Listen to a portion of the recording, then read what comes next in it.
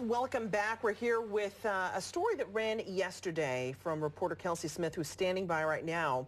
They fought for our country, and now a 13 WHAM news investigation reveals local veterans are beginning a new battle here on the home front.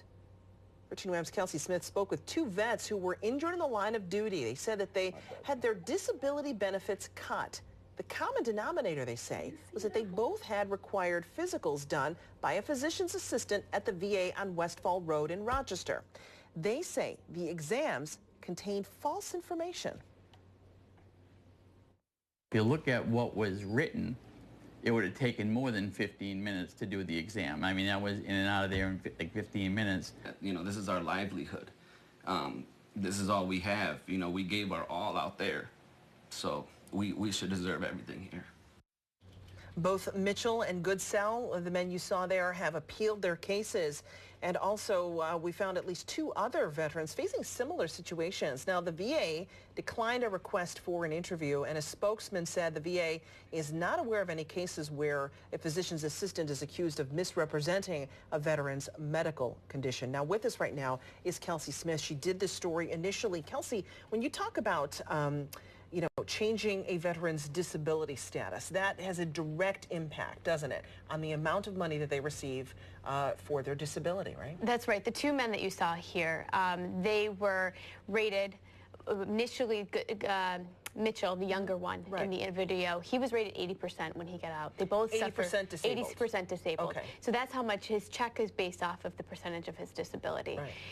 He's had 2 back surgeries. He was injured by an IED in 2009 in Iraq. Wow.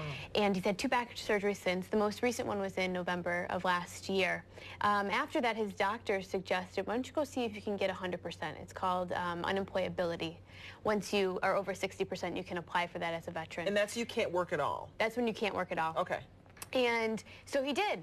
And that's when he had to go and get a required physical at the VA. And according to him, the physical lasted just not too long. Didn't even ask him to take off his winter coat. And he says in the paperwork, and he showed me the paperwork, that the physician's assistant wrote that his scar was, one of the most revealing things is that she said his scar was smaller and not sore.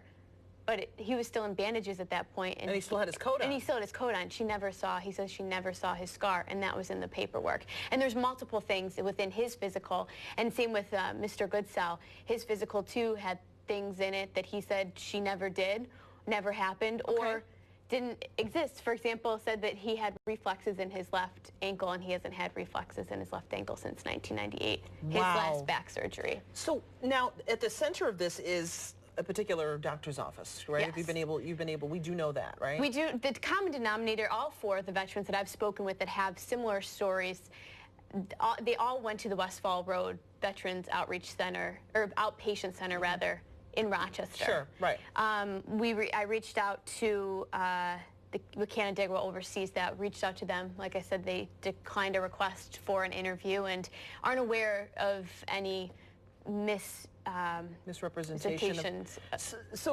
But now in the meantime, how? So each of the 2 men, each of the men you spoke to, their injuries or their disability levels are down to what now? Were they eventually switched to? Mr. Mitchell, his will be down to 70% by June 1st. Mr. Goodsell, his is currently at 40%. Now he's interesting because he's been at 40% since the 90s. He was injured in Germany during a training exercise in the 80s.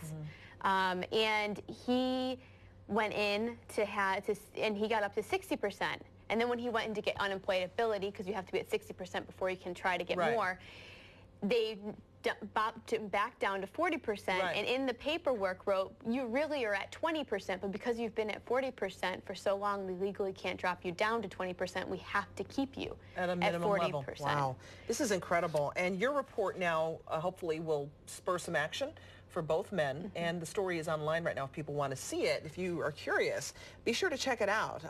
Very telling, very interesting report from Kelsie Smith. Thank you, Kelsie. You're welcome. I appreciate it. Just to add, they don't want anything more than what they deserve, and at the end of the day, they just want to help others too, because they have no regrets in serving our country. They both would go back and do it today if they could.